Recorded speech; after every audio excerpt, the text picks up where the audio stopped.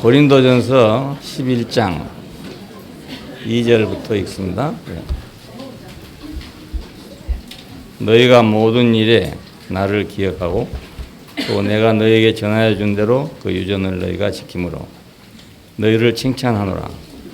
그러나 나는 너희가 알기를 원하노니 각 남자의 머리는 그리스도요 여자의 머리는 남자요 그리스도의 머리는 하나님이시라. 물론 남자로서 머리에 무엇을 쓰고 기도나 예언을 하는 자는 그 머리를 욕되게 하는 것이요 물론 여자로서 머리에 쓴 것을 벗고 기도나 예언을 하는 자는 그 머리를 욕되게 하는 것입니다. 이는 머리 민 것과 다름이 없습니다. 만일 여자가 머리에 쓰지 않거든 깎을 것이요 만일 깎거나 미는 것이 여자에게 부끄러움이 되거든 쓸지니라. 남자는 하나님의 형상과 영광이니 그 머리에 마땅히 쓰지 않거니와 여자는 남자의 영광이니라. 남자가 여자에게서 난 것이 아니요 여자가 남자에게서 났으며 또 남자가 여자를 위하여 지음을 받지 아니하고 여자가 남자를 위하여 지음 받은 것이니 이러므로 여자는 천사들을 인하여 권세 아래 있는 표를 그 머리에 둘지니라. 그러나 주 안에는 남자 없이 여자만 있지 않고 여자 없이 남자만 있지 아니하니라. 여자가 남자에서 난 것 같이 남자도 여자로 말미암아 났으나 모든 것이 하나님에서 났으니라. 너희가 스스로 판단하라. 여자가 쓰지 않고 하나님께 기도하는 것이 마땅하냐. 만일 남자가 긴 머리가 있으면 자기에게 욕되는 것을 본성이 너희에게 가르치지 아니하느냐. 만일 여자가 긴 머리가 있으면 자기에게 영광이 되나니 긴 머리는 쓰는 것을 대신하여 주신 영광이라. 변론하려는 태도를 가진 자가 있을지라도 우리에게나 하나님의 모든 교회에는 이런 규례가 없느니라. 여기까지 보겠습니다. 지난번에 우리가 그리스도를 따름, 그리스도를 본받음 하는 말씀을 드렸습니다. 우리가 누구를 따르려면 그 권위에 복종해야 됩니다. 따르려고 하면서 복종하지 않으면 따라지는 것이 아니지 않습니까? 오늘은 권위 아래 있음에 대해서 말씀을 드리겠습니다. 그 덕을 세우라 그렇게 말하면서 바울은 내가 그리스도를 따르는 자 된 것 같이 너희는 나를 따르라. 그렇게 하고 여자가 교회에 올 때 머리에 수건을 써야 하느냐 마느냐 하는 문제에 대해서는 천사들을 인하여 머리에 수건을 쓰라 이렇게 말했습니다. 머리에 수건을 쓰는 것은 권위 아래에 있음을 표현하는 것입니다. 바울 당시에 그 중동에는 여자들이 밖에 나갈 때 반드시 머리에 너울을 썼다고 합니다. 또 그렇지 않다는 사람도 물론 있습니다. 너울은 복종의 표시입니다. 오늘날에 이르기까지도 중동에서는 여인들이 그 아쉬막이라는 걸 쓰고 다닌다는데 우리도 잘 볼 수 있잖아요. 눈만 뚫려 있는 그 머리부터 발까지 온몸을 덮는 긴 너울입니다. 이는 여자가 권위 아래에 있음을 표시할 뿐만 아니라 정숙과 순결을 인정받는 그 조건이 된답니다. 여자들이 만일 그걸 안 하고 가게 되면 사람들이 이제 무시하게 되고 함부로 취급하게 된다고 합니다. 그러니까 이걸 쓰게 되면 이제 안전하게 보호받을 수 있는 보호막이 된다는 것이죠. 권위 아래에 있으면 정숙해지는 것입니다. 일부러 혼자 정숙해진다고 해서 그 정숙이 되는 게 아니고 권위 아래에 있는 것이 정숙이고 순결이고 그렇습니다.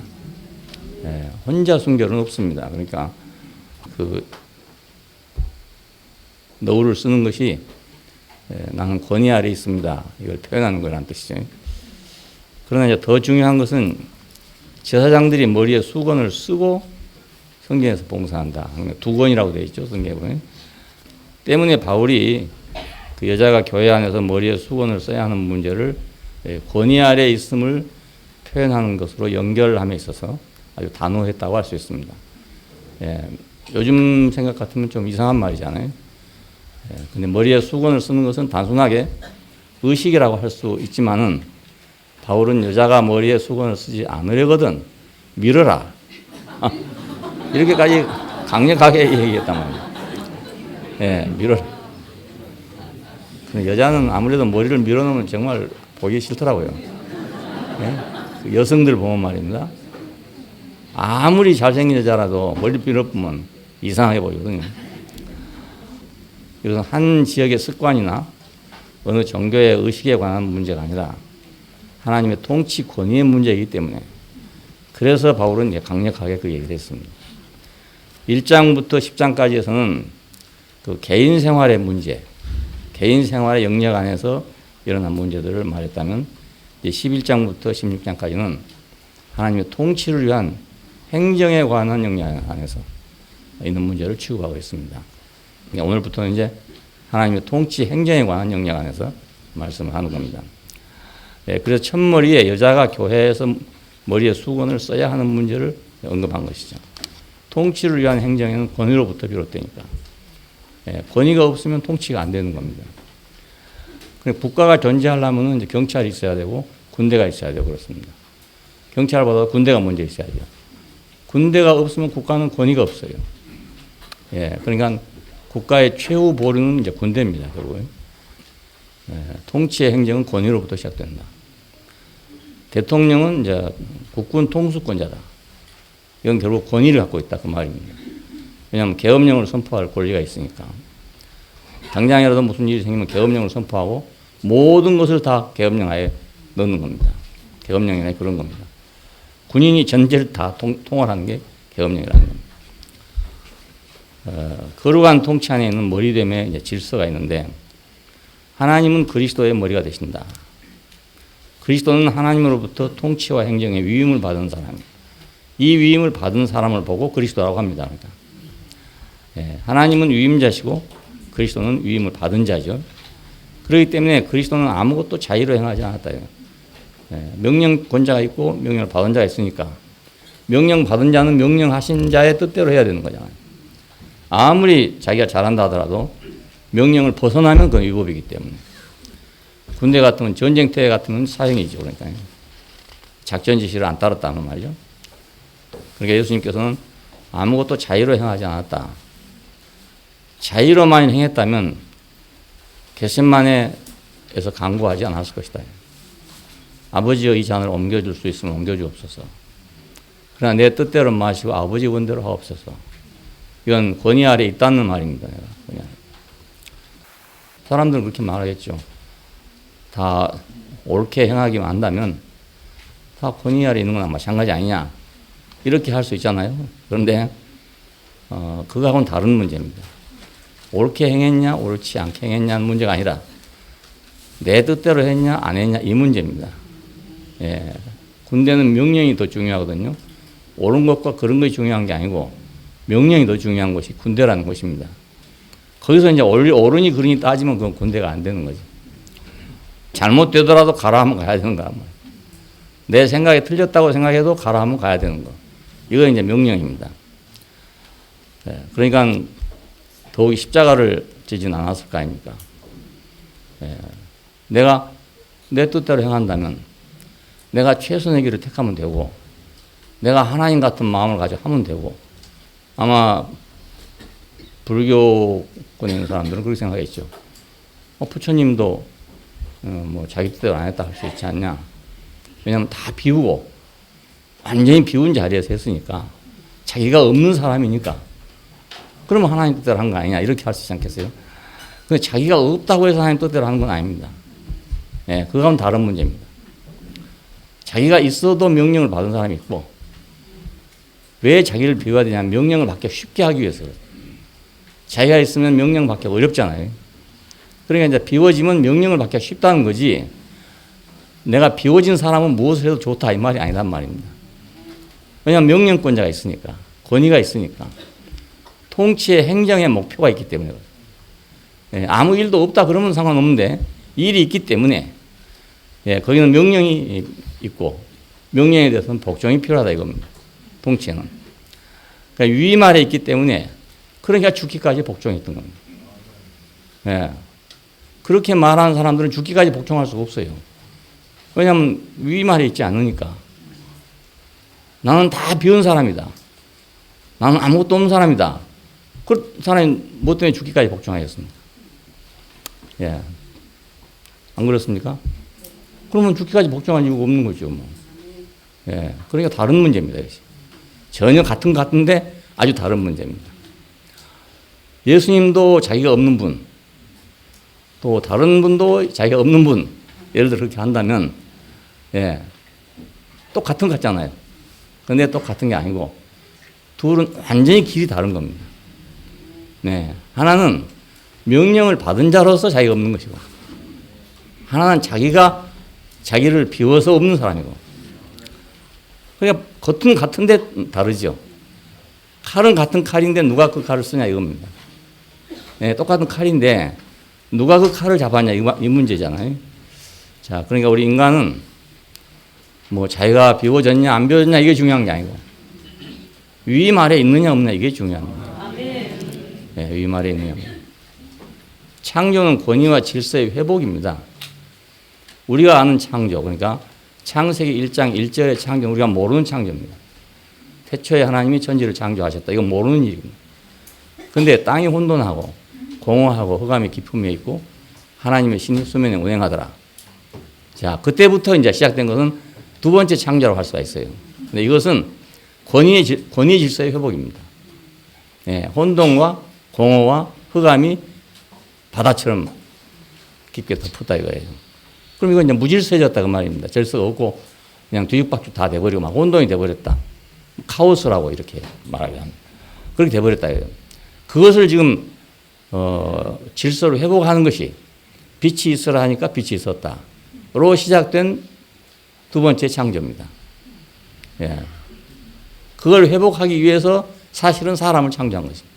그러니까 창세기 1장의 창조의 결론은 사람을 지었다 이 말이거든요.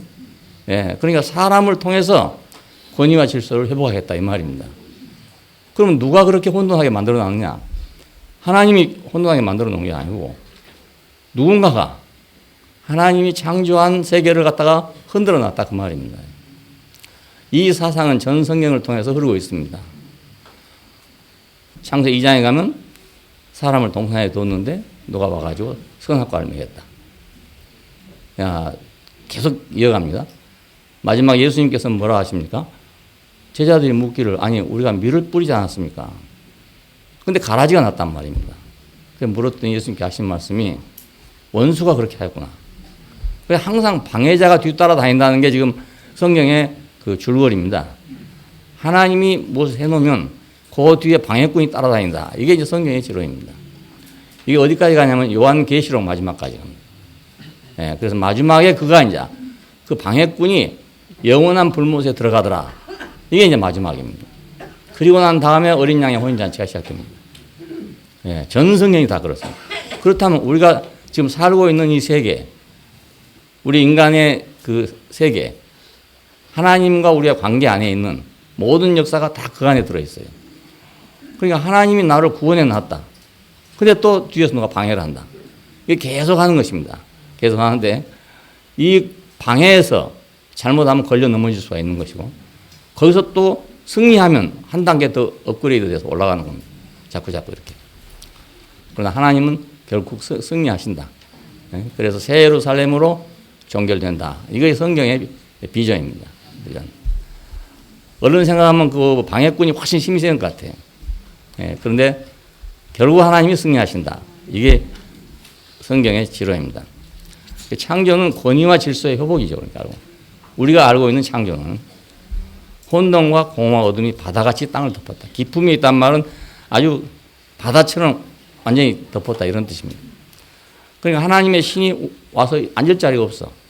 하나님의 통치가 임하지 못한다는 그 뜻입니다. 통치적 권위와 질서가 이제 파괴됐다는 뜻이에요. 자, 그리스도는 이 상황에서 이 거역의 상황에 대해서 질서를 회복해야 하는 위임을 받고 세상에 오신 분입니다. 예수는 왜 왔느냐? 뭐 때문에 왔느냐? 인간의 생로병사의 문제를 해결하러 온 것이 아니고 하나님의 창조를 파괴해 놓은 어지러 놓은 그 상황을 바로잡기 위해서 왔다 그 말입니다. 그러니까 예수님이 뭐 때문에 왔는가를 우리가 알아야 된다고요.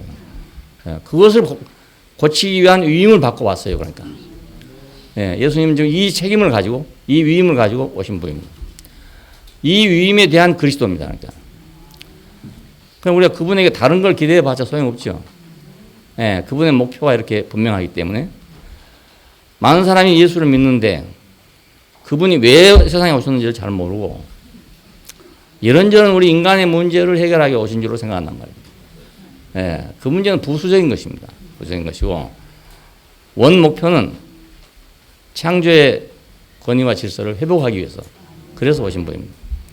그러므로 죽기까지 복종하지 않을 수가 없었던 것입니다. 예, 우리를 그냥 가르치러 왔다든지 뭐 인생의 문제를 해결하러 왔다면 죽기까지 복종할 필요가 없습니다. 안 그렇습니까? 예. 예.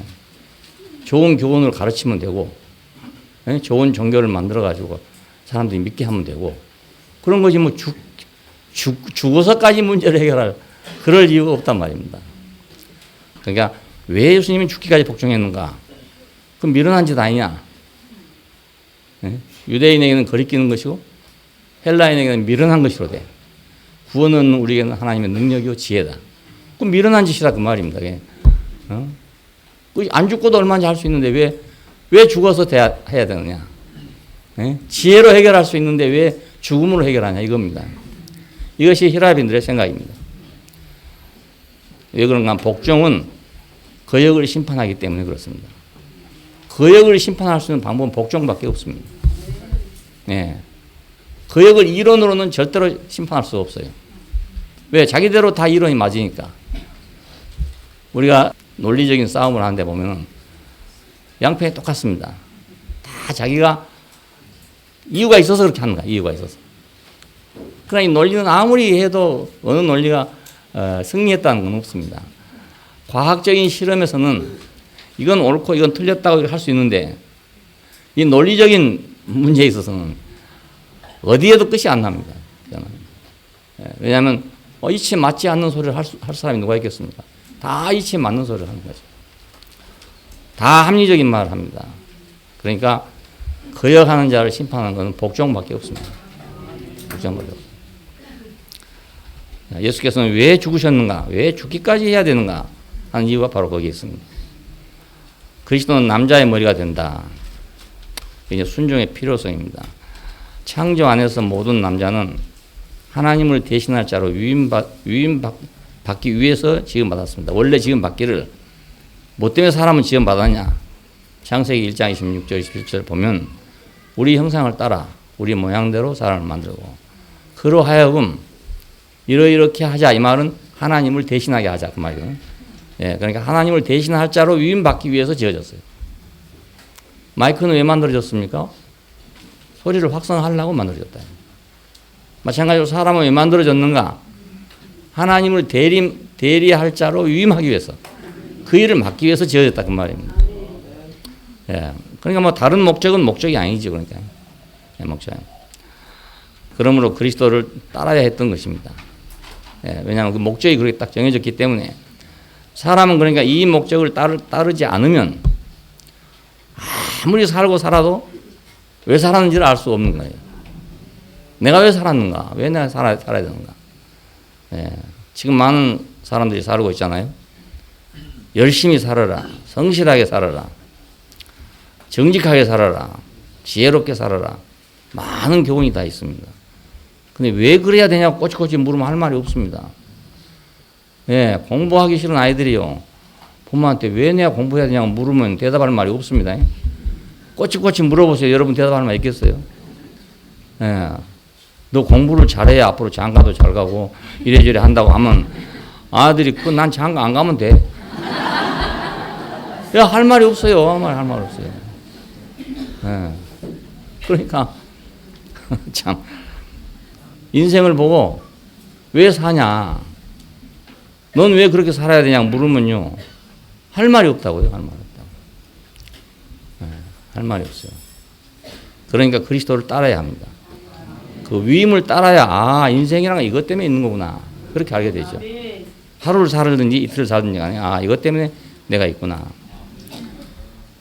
자, 그런데 마귀를 따름으로 그 위임을 거부하고 반역한 것입니다. 네, 하나님이 자신을 대신할 자로 위임하기 위해서 지어놨는데 마귀를 따라버렸으니까 이 위임이 없어진 거죠. 그 반역만 세상에 가득하게 됐단 말입니다. 마귀가 머리가 된 것입니다. 그리스도가 머리가 돼야 할 텐데 그 위임을 받은 그분이 머리가 돼야 할 텐데 반대로 반역한 자가 머리가 됐단 말이에요. 그래서 세상이 시끄러운 이유가 그래서 그렇습니다. 예, 반역한 자가 머리가 되니까 어디를 가도 시끄럽습니다. 어디를 가도 문제고요. 반역하는 사람은 계속 반역을 내놓게 되어 있습니다.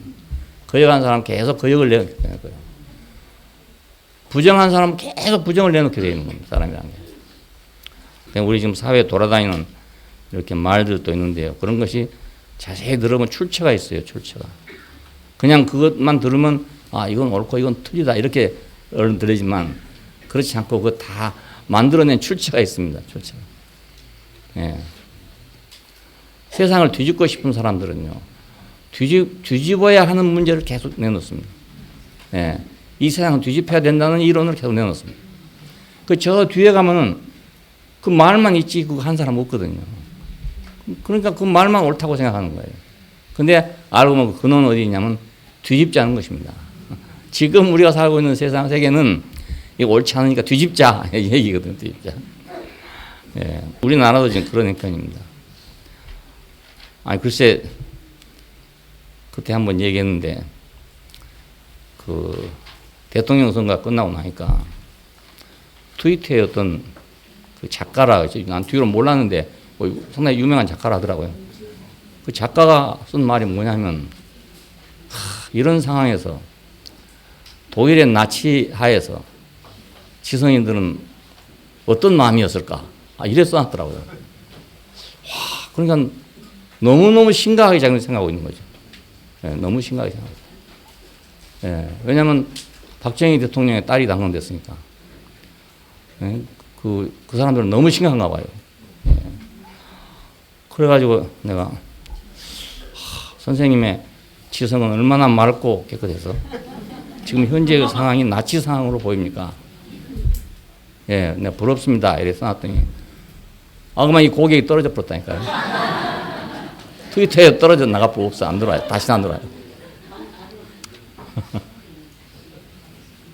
그러니까 어떤 사람은 지금 살고 있는 이 상황도요. 아주 위기로 생각하고 있습니다. 예, 아주 위기로. 나치 상황처럼 생각하는 사람이 있다니까요. 그러니 북한의 상황을 보면 어찌 되겠습니까? 그런데 거기에 대해서는 아무 말이 없어 또. 말이 없어. 이번에도 한 15명을 처형시켜가지고 지금 세상을 떠들썩하게 만들어놨습니다. 러시아를 방문할 것까지 취소했습니다. 취소했는지 보이콧 당했는지 모릅니다만 그렇게 됐습니다. 그런 세계에 사는 사람도 있는데 오늘 우리가 살고 있는 세계가 비록 뭐 안 좋다 하더라도 그렇게까지 느낄 수가 있는가, 저렇게 심각할 수 있는가 하는 생각이 들더라고요. 우리가 지성이 둔해서 그런지 하여튼 그렇더라고요. 그러니까 마귀가 머리가 된 세상, 이것을 회복하기 위해서 그리스도가 오셨어요. 네. 모든 남자는 그리스도의 머리 되심만으로 그래서 복귀해야 됩니다. 그게 돌아와야 남자가 됩니다. 이제 그게 돌아와야 하나님이 창조한 인생 안으로 돌아오게 된다. 예. 왜냐하면 이제 회복하기 위해서 오신 그 선두주자가 나왔으니까 그분을 따르려면 그분을 따라야 이 문제가 해결될 거 아닙니까? 왜냐하면 우리가 지금 마귀를 따라가다 보니까 됐으니까 이제 이분을 따라가야 세상이 바꿔질 거란 말입니다. 예. 그러니까 그를 복귀해야 되죠. 원대 복귀하는 것처럼 복귀해야 돼요. 6.25 때 보니까 그 후퇴를 하면서 저 압록강까지 갔던 사람이 우리 노화도까지 후퇴를 하더라고요. 거의 고향이 거기니까 가까이 왔어요. 폐잔병이 돼가지고. 근데 이제 다시 복구를 했잖아요. 그러니까 다시 복귀 명령을 받았는데 다시 군대로 올라가더라고요. 예, 우리도 마찬가지로 노화도까지 후퇴했을지라도 복귀 명령이 내렸으니까 복귀를 해야 된다. 우리 원대로 복귀해야 된다. 원대로. 군인인데 복귀 안 하고 있으면 그건 탈영병이 돼버린다고요. 올 때는 폐잔병으로 왔지만 안 가면 탈영병이 되는 거죠. 네. 그 지긋지긋할 거 아닙니까? 압록강에서부터 노화도까지 어디면 땅끝까지 걸어온 거니까 얼마나 고생을 하고 왔겠습니까? 근데 우리 이웃집 사람이 우리는 원대 복귀를 해야 됩니다. 군인은 언제든지 원대 복귀를 해야 되는 거예요. 명령이 떨어지면 원대 복귀해야 돼요. 예, 그리스도는 하나님의 위임 안에서 남자의 머리입니다. 그러니까 남자의 머리. 남자의 머리는 그리스도요 그랬잖아요. 남자의 머리다 이 말이거든. 남자의 머리다. 자, 이건 남자가 우리가 지금 남자라고 하는 이것이 꼭 남자는 아닙니다. 예, 그리스도는 하나님의 위임 안에서 남자의 머리입니다. 자, 이 질서가 회복될 때 모든 남자는 하나님을 대신할 자가 되는 것입니다. 남자이기 때문에 무조건 하나님을 대신한 자가 아니고 이 질서 안에서 그렇단 말입니다. 그러니까 이 질서가 회복될 때 우리는 하나님을 대신할 자가 되는 거예요. 예, 그렇지 않으면 남자가 아니고 이건 그냥 뭐라고 해야 되겠네. 그냥 그렇게 되는 겁니다. 그냥 말하기가 좀 그래서 동물학적인 얘기를 하려니까 좀 말이 곤란해서 하는 말이 없어서 그렇습니다. 예, 하나님의 위임 안에서 남자다 이 말입니다. 남자는 여자의 머리가 된다. 하나님은 남자에게 동산을 다스리고 지킬 위임을 주시고 여자를 돕기 위한 배필로 지어줬습니다. 왜 여자를 줬는가? 도우라고 줬는데 그냥 무조건 도우라고 준 것이 아니고 너 맘대로 하라고 도우란 게 아니고 동산을 다스리고 지키기 위해서 도우라고 줬단 말입니다. 예, 동산을 다스리고 지키라 해서. 그런데 마귀를 따라가면서 이제 이렇게 됐으니까 만물이 탄식하고 있는 겁니다. 그러니까 만물이 탄식. 배필은 배필인데 이 체질은 배필인데 따라가기를 지금 마귀를 따라간 놈을 갖다가 보필하려니까 죽을 지경이 아니겠습니까? 예. 그런 겁니다. 여자들의 고통이죠. 이것이. 그러면 하나님의 통치적 행정 안에서 남자는 여자의 머리가 된다. 예. 통치적 행정 안에서 남자는 여자의 머리가 된다. 여자는 머리에 수건을 써야 한다. 여자들은 천사들을 인하여 머리에 수건을 써야 한다. 이렇게 말했습니다. 예, 왜 그러냐면 천사장이 자기의 추종자들을 이끌고 일부 천사들을 이끌고 반역했습니다. 야, 창세기 1장 2절도 그 천사장이 반역한 것이고 창세기 2장에서 3장에 넘어갈 때 거기 선악과를 모인 것도 역시 천사장이 반역을 한 겁니다. 그런데 하나님은 이를 바로잡기 위해서 사람을 지은 거예요. 그 창세기 1장 3절부터의 그 창조는 이것을 바로잡는 창조입니다. 바로잡는 창조. 예. 그래서 뭘로 바로잡으려 했냐? 사람으로 바로잡으려 했다. 사람으로. 그래 천사가 반역을 했기 때문에 천사가 아닌 사람으로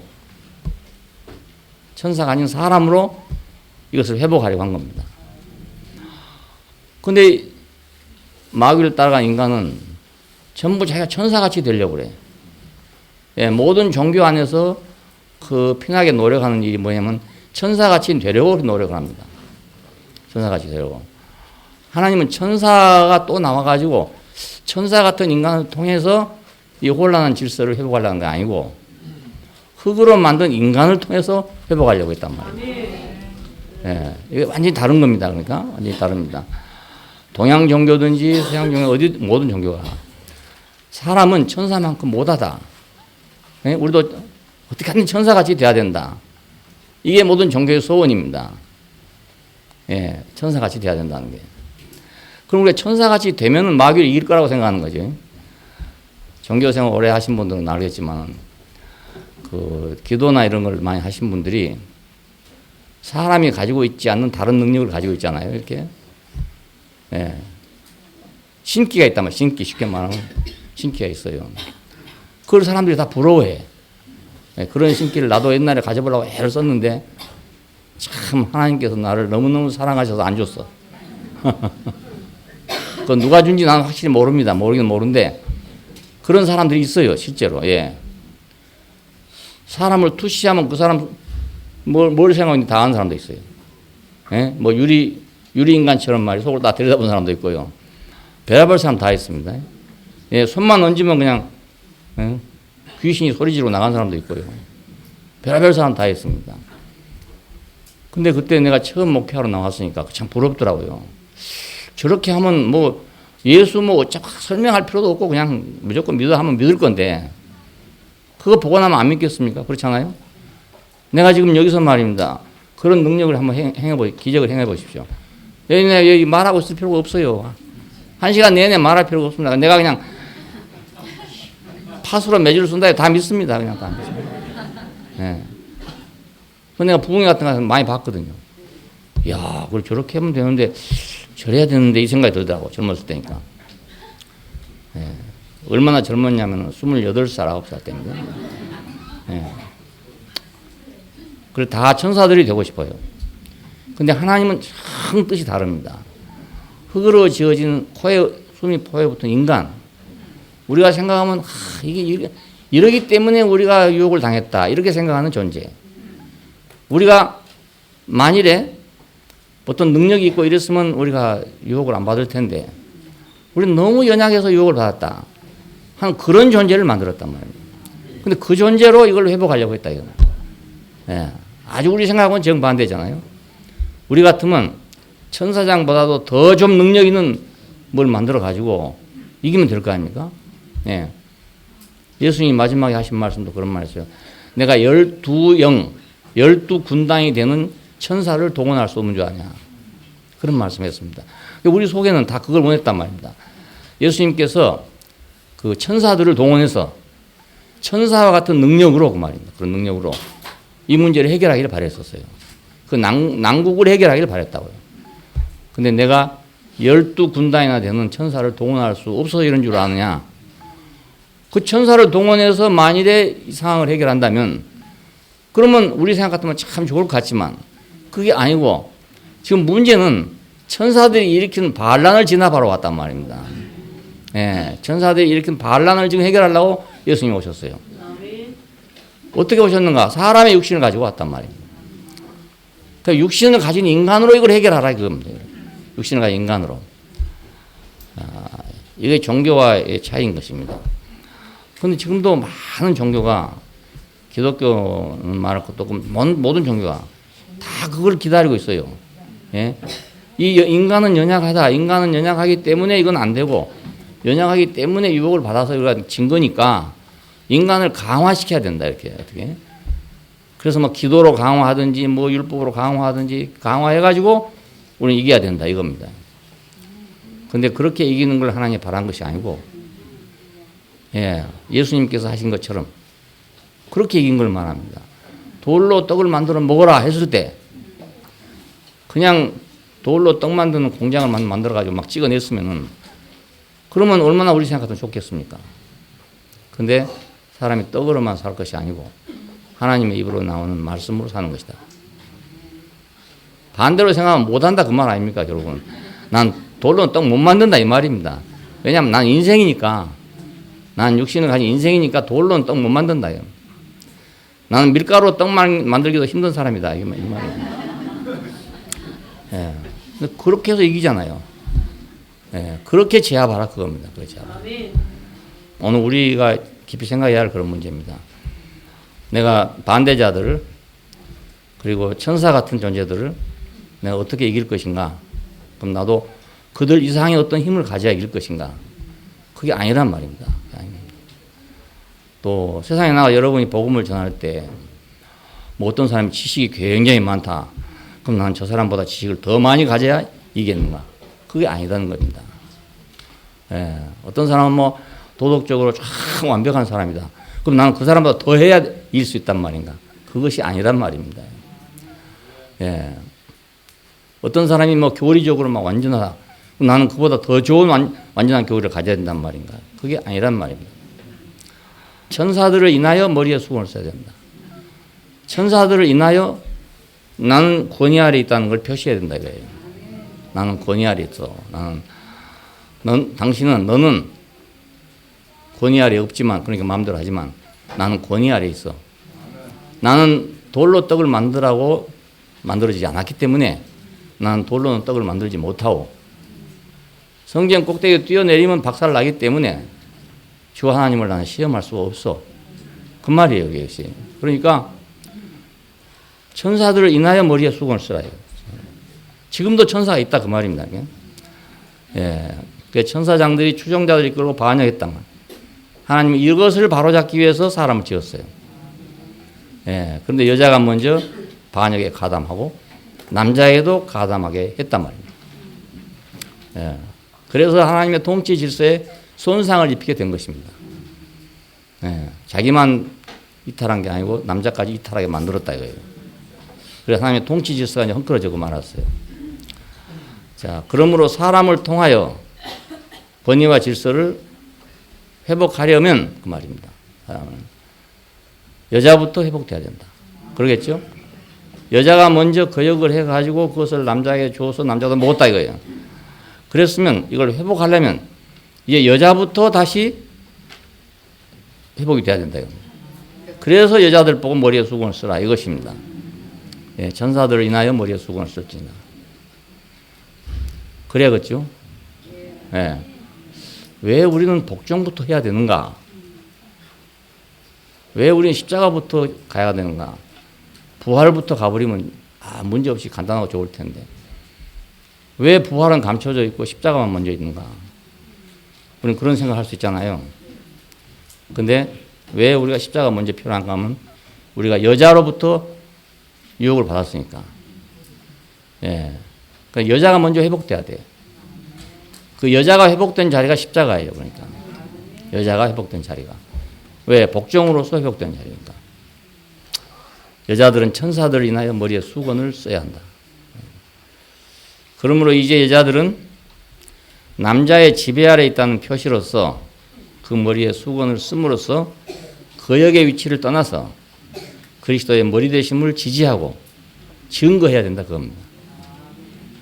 자, 이건 이제 우리가 보통 지금 벌써 바울의 세대, 이 세대면 이제 남자가 그 가장이 되는 그런 시대란 말입니다. 이스라엘 역사에서도 남자가 가장이 되는 거죠. 그러니까 남자가 우위에 있는 세계에서 지금 하는 말입니다. 그러니까 여자가 그 남자의 지배 아래 있는 거 현실이잖아요. 예, 그 현실을 그것을 이용해서 그 말입니다. 그걸 통해서 예, 그걸 이렇게 된 것처럼 그 말입니다. 된 것처럼 이 머리에 수건을 씀으로써 거역의 위치를 떠나서 그리스도의 머리 되심을 지지하고 증거해야 된다 이겁니다. 하나님의 위임을 지지하고 그걸 증거해야 된다 이겁니다. 예. 사탄이 와서 네가 이걸 먹으면 정녕 눈이 밝아져서 선악을 하는 일이 하나님같이 될 것이다 하는 말에 넘어가서 선악과를 먹었잖아요.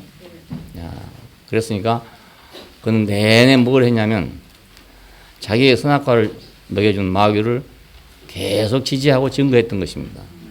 그런데 이제는 그걸 벗고 머리에 수건을 씀으로써 그 이름을 벗고 거역한 자에게 동조했던 그 이름을 벗고 동조한 죄를 벗고 그리스도의 머리 되심을 지지하고 증거해야 된다.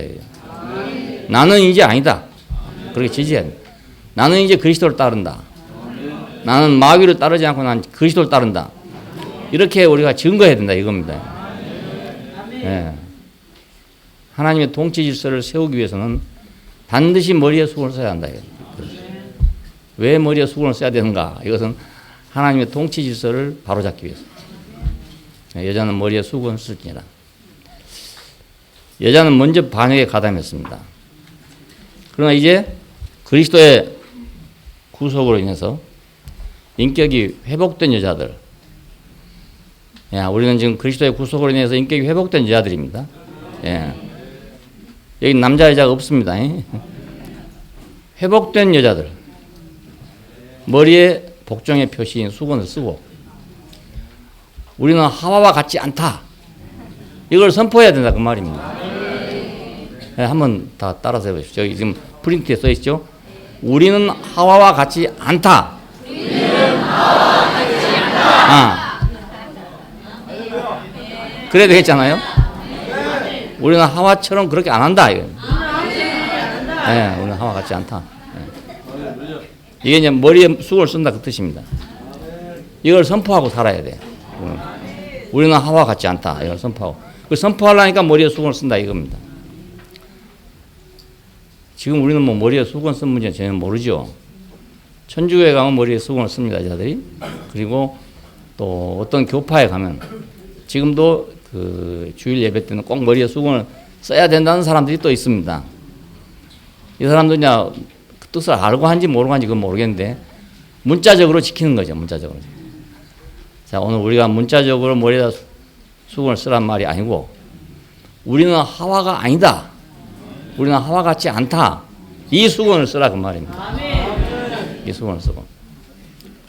남자는 왜 머리에 수건을 안 쓰나 이겁니다. 그러면 왜 남자는 머리에 쓰는 것이 욕이 되냐? 심지어는 긴 머리도 욕이 된다 그럽니다. 남자는 머리가 길어도 욕이 된답니다. 왜냐하면 남자는 그리스도의 머리 대심 안에서 하나님을 대신하고 표현해야 되기 때문에. 그러니까 머리에 쓰면 안 된다 이거예요. 머리에 쓰면 안 된다. 머리에 쓴 것은 복종의 표시일 뿐입니다. 나는 권위 아래 있다 이걸 표시하는 건데 권위를 표현할 때는 그걸 쓰면 안 된다 이거예요. 네, 권위를 표현할 때는 사람이 하나님을 대신할 때 자신의 머리를 덮는 것은 하나님의 영광을 가리는 것이란 말이에요. 내가 지금 하나님을 지금 대신해서 하나님을 표현해야 될 위치에 있어요. 내가 그럴 때 내가 머리를 썩고 이래 갖고 말입니다. 나 예수 믿는데요. 이러면 하나님을 욕되게 하는 거란 말입니다. 네? 어디 전도하러 간다고 가가지고 말입니다. 앞에 사람을 보니까 막 네피림처럼 막 근사하거든요. 번쩍번쩍 보니까 어찌 왔냐고 물으니까 나 저 예수 믿는데요. 이러면 안 된다 그 말입니다. 그것이 바로 머리에 수건을 쓴 태도잖아요. 네. 마귀 앞에서는 나는 인간이다. 나는 돌로 떡을 만들어 먹을 수 없다. 이렇게 머리에 수건을 써야 되는데 우리가 하나님을 대표할 때에는 그렇게 하면 안 된다 그겁니다. 안 되고 당당하게 머리를 들고 해야 된다. 네, 당당하게. 야곱이 바로 앞에 갔을 때 내 나이가 얼마냐 물으니까 내가 130살인데 험악한 길을 걸었습니다. 이랬잖아요. 그래 그 꼴이 뭐겠습니까? 저기 임금 앞에 야곱의 꼴이 어느 꼴이겠습니까? 그런데 그 당당하게 바로를 축복하잖아요. 그건 머리에 수건을 쓴 태도가 아니고 머리를 딱 벗고 하는 겁니다. 왜냐하면 축복은 높은 자가 낮은 자에게, 예? 있는 자가 없는 자에게 하는 게 축복입니다. 그러니까 거기서 쭈그리고는 축복이 안 되는 거예요. 뭐 저 바로 아이고 죽겠네. 이러면 축복이 안 된다 이 말입니다. 너는 지금 용상에 앉아 있다고 하지만은 나는 하나님을 대표해서 왔다 이게. 나는 대표해서 왔다. 그래 그 축복을 하지. 감히 어디서 거기서 축복을 하겠습니까? 그러니까 남자는 긴 머리가 있으면 욕이 된다. 하나님을 표현해야 하기 때문에. 하나님을 표현할 때 머리를 덮는 것은 하나님을 욕되게 하는 거다. 얼마나 그 하나님이 못났으면, 얼마나 그 하나님이 자기한테 자랑스럽지 않으면 세상 앞에 나와가지고 예수 안 믿는 치 한다든가, 교회 안 다닌 치 한다든가, 대구교회 안 다닌 치 한다든가. 이게 다 수건을 쓰는 거잖아요. 다른 게 아니고. 예. 그러면 자기가 자랑스러워야 당당하게 말입니다. 할 거 아닙니까? 난 대구교회 다닌다. 너 왜 대구교회 다녀? 하고도 많은 교회 중에서. 그럼 내가 딱 할 말이 있어야 하잖아요. 그때까지 오물오물하고 뭐 이러면 이거 안 된다 그 말입니다. 안 된다. 우리의 구원에 관한 이유를 묻는 자들에게, 구원의 소망에 관한 이유를 묻는 자들에게 항상 온유함으로 대답할 걸 준비하라고 말이에요. 어떤 사람 난 예수 믿었으니까 구원 받는다 이런 사람이 있어요. 그것을 당당하게 준비하고 있으라. 누가 묻든지 간에 나는 왜 구원을 받는다 하는 것을 당당하게 준비하고 있으라. 성경에 이러기 때문에 나는 그렇다 이렇게 대답하면 안 됩니다. 예, 그것은 남의 말이거든. 내 말이 아니고. 그러면 불교 믿는 사람은 성경이 무슨 소리냐? 우리는 불교인이다. 이런 무슨 소리 하겠어요? 자기 안에 그 이유가 분명하게 있어야 된다. 저희 안에. 예, 저희 안에. 많은 예수 믿는 사람들이, 교회 다니는 사람들이 얼핏 하면 성경을 내놓고 하는 수가 있어요. 우리끼리는 성경을 내면 괜찮지만 세상 사람 앞에 성경을 내놓고 말하면 그건 말이 안 되는 겁니다. 예. 내 안에 증거가 있어야 된다. 자기 안에 증거가 있어야 된다. 예수는 왜 나의 주님이다. 나는 왜 예수를 따른다. 이게 확실해야 된다요. 그러니까 말씀을 확실히 들어야 합니다. 대충 들어놓으면 그런 데 가면 확 맥혀가지고 아이고 이라고 말하거든요. 머리를 내놓고 하나님의 영광을 선포해야 된다. 예, 똑바로 뜨고, 예, 똑바로 눈 뜨고, 뭐 어디 구걸하러 간 사람처럼 그러면 안 된다. 그러므로 예수께서는 하나님을 대신할 때 많은 오해를 받으면서도 머리에 수건 쓰지 않는 형태로 아버지를 나타냈던 것입니다. 예수님께서 하신 행동을 보고 사람들은 비난했잖아요. 네가 자칭 하나님이라 하냐든지, 네가 왜 네 맘대로 말이야 안식일날 병을 고치냐든지 이런 거 했잖아요. 왜? 그 하나님만 할 수 있는 일을 했단 말입니다. 네가 어떻게 사람의 죄를 용서하냐? 그 하나님이 죄를 용서하지 어떻게 인간의 죄를 용서한단 말이에요. 이런 말 듣지 않았어요. 이 말은 네가 인간이 돼가지고 어찌 그럴 수 있냐 이런 말이거든요. 이게. 예? 그 말을 그렇게 안 했으면 오해를 안 받을 거 아닙니까? 이런 말 들을 필요가 없어요. 좋은 교훈이나 하고 좋은 설교는 해주고 잘 먹고 잘 사는 얘기는 해주고 그랬으면 누가 그런 얘기 하겠습니까? 하는데 자기들이 볼 때 이게 참남하다. 이게. 하나님을 못 오간 놈이다. 이렇게 보이는 겁니다. 이게. 왜? 자기는 머리를 내밀고 증거해야 되니까. 머리를 내밀고 증거해야 되니까. 나와 아버지는 하나다. 예. 그래 네가 사람이 되었고 자칭 하나님이라 하냐? 이렇게 나왔잖아요. 나는 아무것도 내 스스로 하지 않는다. 아버지께서 일하시니까 나도 일하는 거다. 예. 아버지께서 하라고 하신 일을 내가 맡아가지고 온 거다. 이런 얘기를 하니까 사람들이 그걸 안 믿었단 말입니다. 그래도 그렇게 했다 이거예요. 그래도. 왜? 수건을 쓰고 있으면 안 되니까. 수건을 안 쓴 얼굴로 내놔야 되네. 수건을 쓰지 않는 형태로 아버지를 나타냈어요. 내 아버지가 계신다. 나는 아버지로부터 왔다. 이걸 증거했습니다. 자, 그래서 사실은 죽임을 당한 거죠. 수건 쓰고 했으면 안 죽이면 안 당합니다. 수건 쓰고 이렇게 막 이래갖고 했으면요. 사람들이 다 비웃고 가버렸을 겁니다. 다 비웃고. 그런 그렇지. 존뚜기가 와가지고 뭐 한다고 이러고 갔을 건데, 아니, 존뚜기가 와가지고 당당하게 머리를 들고 말입니다. 예? 나와 아버지는 하나다 이러니까, 이게 문제가 안 되겠습니까, 이게? 네. 자, 그럼 여자는 꼭 써야 되고, 남자는 머리에 수건 쓰면 안 된다. 누가 여자고 누가 남자냐? 이게 문제 아닙니까? 누가 여자고 누가 남자냐? 그리스도 안에서 구속을 받아서 하나님을 대신할 때는 남자고, 예, 내가 그리스도를 따르고 복종할 때는 여자란 말입니다. 그러니까 하나님 안에서 남자만 있지도 않고 여자만 있지도 않다 이런 말을 했어요. 여기다 했는데 이걸 그냥 들어갖고는 그 좀 이해하기 어렵죠. 그리고 더군다나 요즘 이런 남녀 유니섹스가 뭐 그런 시대에 왔는데 뭐 남자는 머리고 여자는 뭐 이래갖고 말이 안 될 거 아니겠습니까? 예, 그러니까 그게 아니고 내가 하나님을 대신할 때는 남자고, 예, 내가 복종할 때는 여자고 그 말이에요. 내가 복종하는 사람으로서는 머리에 수건을 쓰는 형태여야 되고, 내가 하나님을 나타낼 때는 머리를 내밀고 하는 사람이 되어야 한다. 예. 모든 것이 하나님께로 났다 그럽니다. 예.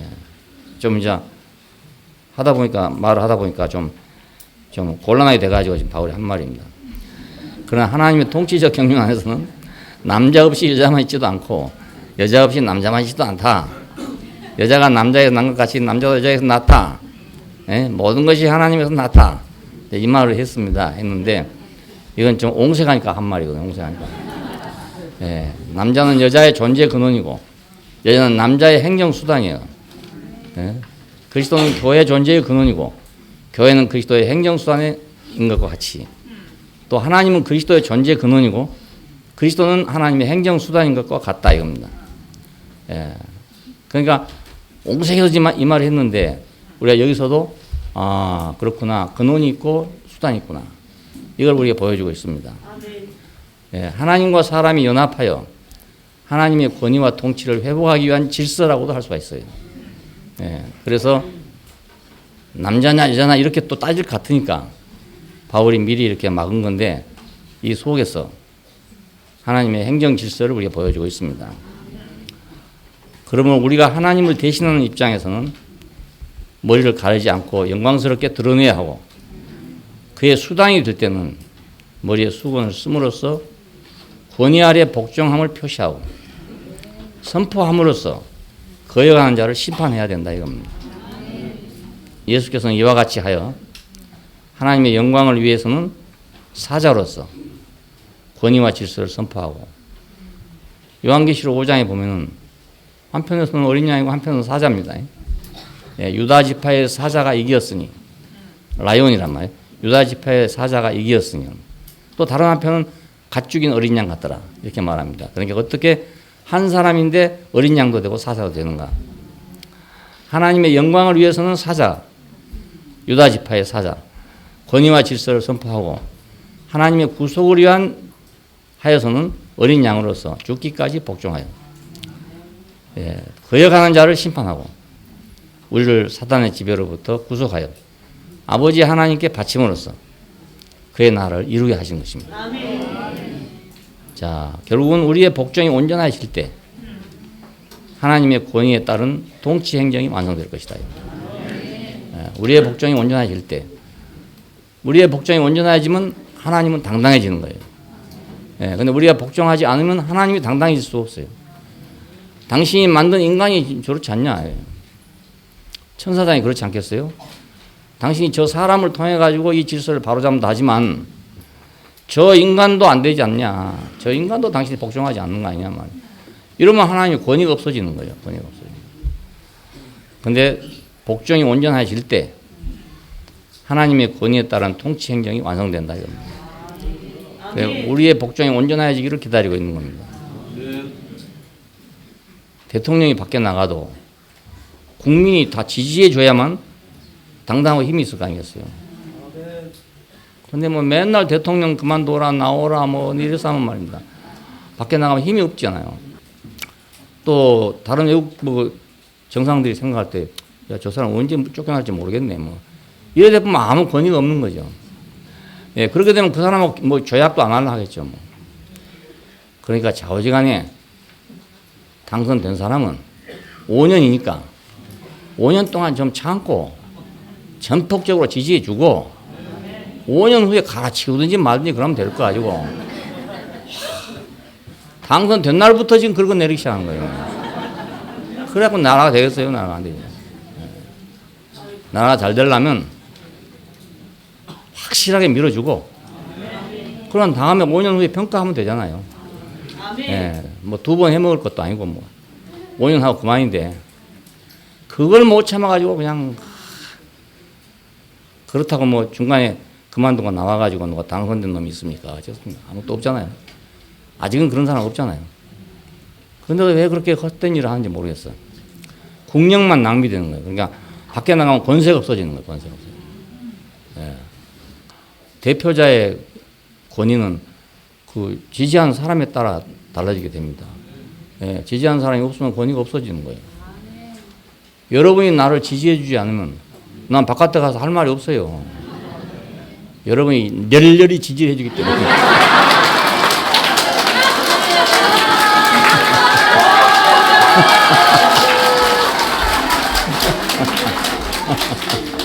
그러니까 내가 밖에 나가서 큰소리 치지. 안 그러면 뭐 가지고 내가 큰소리 치겠습니까? 그죠?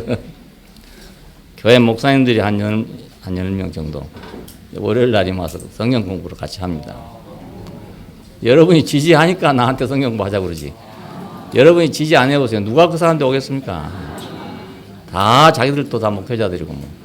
예? 나보다 아는 것도 많고 다 그런 사람들인데 오겠어요. 근데 지지한 사람이 여러분을 보니까 와 이거 굉장한 모양이다.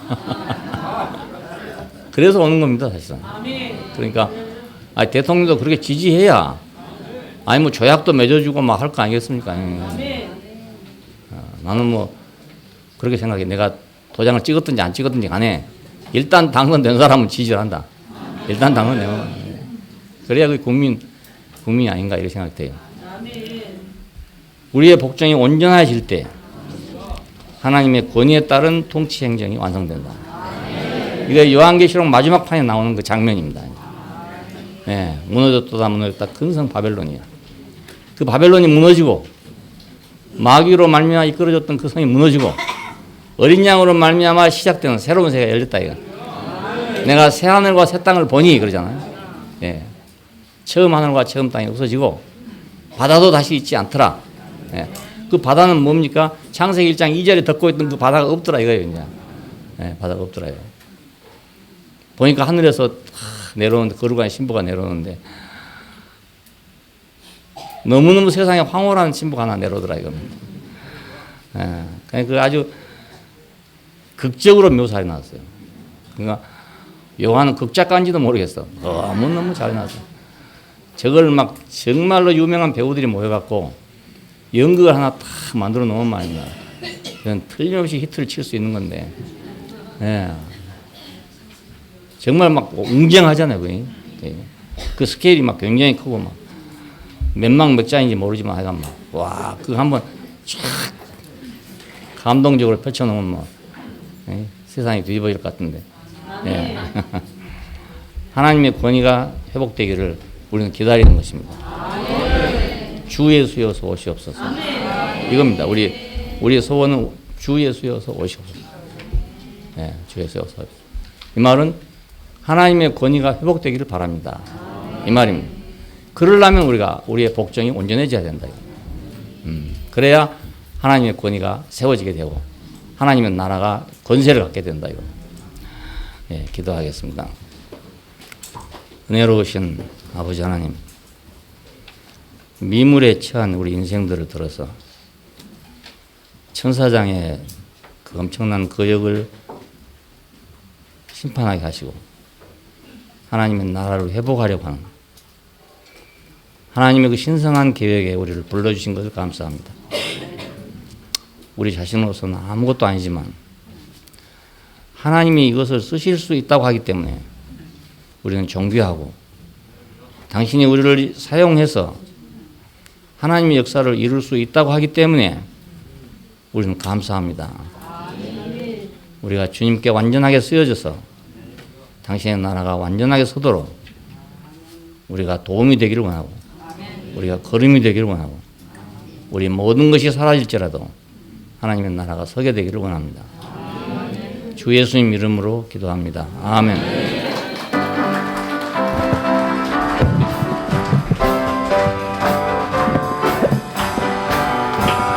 주님을 따라가자 새 예루살렘 볼수록 아름답고 신기하구나. 날마다 새 양식 공급되는 성 이름도 아름다워 천국이라네 새 예루살렘. 주님과 같이 살자 새 예루살렘 살수록 풍요롭고 평안하구나. 날마다 빛과 살 먹고 마시니 이름도 아름다워 천국이라네 새 예루살렘. 주님을 증거하자 세상 끝까지 갈수록 기쁨이 샘솟는구나. 풍요한 기쁨을 채워주시니 이름도 아름다워 천국이라네 주 임마누엘. 주님을 따라가자 새 예루살렘 볼수록 아름답고 신기하구나.